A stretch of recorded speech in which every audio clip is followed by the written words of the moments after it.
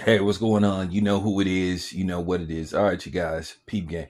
It's just funny, when you watch T. Mowry talk, the more she talks, the worse she makes it all for herself for the people that just got common sense and that can see right through her, who's not gonna fall for or just immediately side with her because she's a woman and they want to be part of the black neo-Nazi, feminist movement. But just listen to her talk. I'm just laughing at her because she's continuing to reveal and show her true character. And it's easy to dissect what's going on with her the more she tries to explain. And somehow, someway, she is still trying to find a way to try to vilify her ex-husband in this whole situation. But the more she talks, the worse she makes it off for herself. And, the thing is, Corey Hardick, who hasn't said basically nothing in regards to the situation, he's just been quiet. He's just continued to move on. He has project after project. He's continuing to work. So at the end of the day, I guess to a certain degree, he just like, I'm not even going to engage in this stuff because if I engage and I start talking, then this is going to become, me versus her or her versus me. And then it's one of these pick sides situations. So I think in this particular situation, I think he should just move on. But as far as she goes, to me, she just showing me based off some of the stuff that she said that she just basically wanted to run the streets. She basically said that she met him when she was around 20 and she lost her virginity to him at age 25. So basically, I guess she's basically saying that she wanted to explore.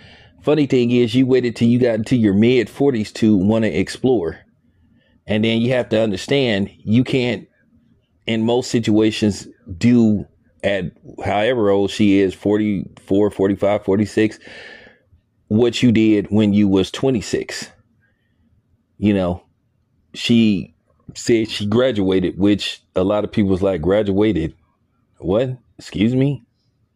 Graduated from marriage. And I find it funny, and particularly you hear black women always talking about, well, you can't get men to marry you and all this kind of stuff. And, why don't men commit to marriage? And then here it is. She got a man to commit to marriage to children.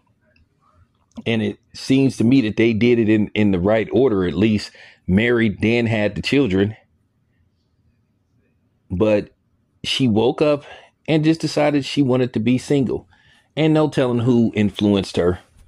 Because you always have somebody sitting up there, probably the broke, unmarried friend that can't keep a man, that probably got, multiple baby daddies or have had multiple abortions, sitting up there trying to tell you how to live your life or what to do with your home life and your husband and your children.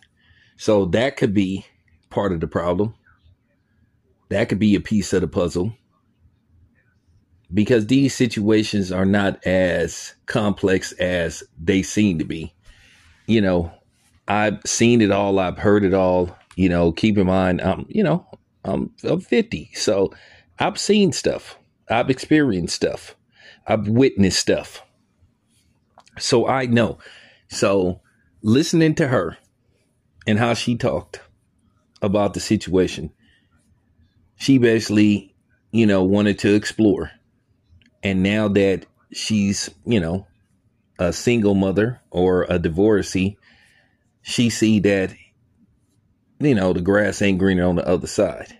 The grass is starting to dry up and turn brown and shrivel up like she's going to eventually do. So just in retrospect, listening to her, listening to how she talked, and she could sit up there and have her girlfriends, basically following the script of the, scripted reality show. Still doesn't make it better. Still doesn't change your opinion about her. To me, it hasn't changed my opinion about her, So I'm just keeping it a buck. But anyway, there you have it. That's just my opinion of the situation. You know, basically he probably was the only D that, you know, she experienced. So she wanted to, go hopping around. She wanted to be in the streets.